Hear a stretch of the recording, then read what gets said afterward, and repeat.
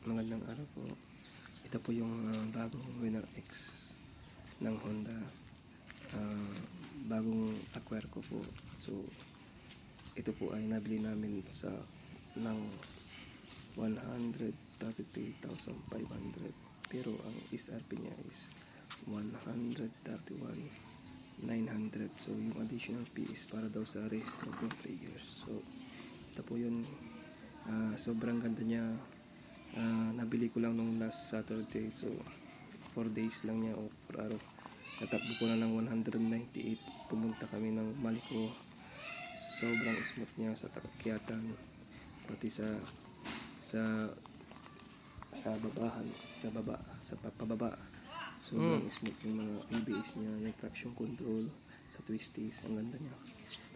Pormahan pag ang ganda na, nag-complement talaga yung fire blade kulay niya sa body niya. So para sa akin number 1 to itong para sa Underbone na to.